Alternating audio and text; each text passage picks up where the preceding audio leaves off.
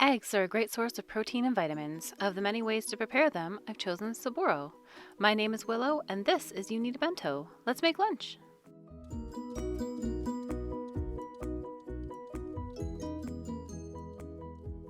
So to start our Soboro, today I'm using 4 eggs. Here, we're going to use a half a teaspoon of sugar. You can use less if you want. This is a tablespoon of dashi. You can use plain water, you can use chicken stock if that's more your speed, and half a teaspoon of soy sauce. Now when you mix this up, it's going to get a good thorough mix in the pot, so just make sure there's no, lumps or anything. Now if you wanted to preserve more of that bright, vibrant yellow color, if there's a particular theme you're going for, use salt instead of soy sauce.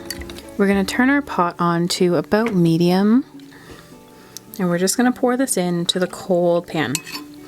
Normally you want eggs to not go into a cold pan, but in this case a cold pan is going to be a better choice for us. And we're just going to stir constantly until it starts to cook. We're going for what's going to look like a very fine scramble. I love you too, Annie. Now this isn't really a quick process. It's not super slow as in braising for hours, but you're not going to get the immediate results. And you'll be tempted to turn the heat up, but don't, because as soon as your eggs start to brown in any way, you've lost a lot of the appeal of Soboro. Or the idea of Soboro is more to be a soft dish, so no browning. But you can start seeing the steam rising from your eggs. Just keep stirring. You're going for a super fine scramble. You may be tempted to grab a whisk. Please don't. It'll get filled with egg and you'll end up with lumps, like huge lumps, and that's not quite what we're after today. And we're just starting to see a scramble. You can see the thicker parts there.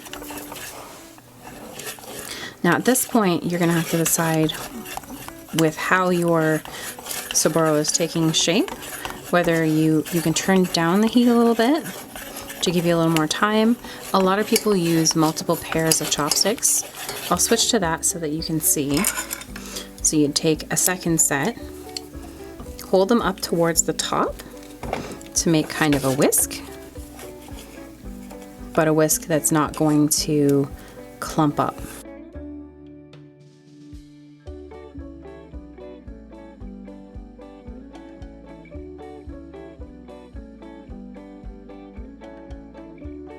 You see I'm starting to get a dry spot in the middle, so I'm going to turn my heat down just a touch.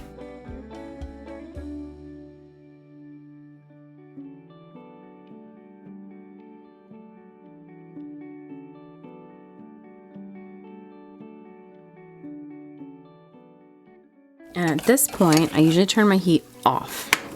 Eggs will overcook if you leave them too long. The pot will transfer the last of the heat, and eggs will continue cooking all by themselves for a little bit after you take them off the heat. I hope you try it out and see what you think. I'd love to hear all about it. Thanks so much for watching. Take care, and I'll see you next time.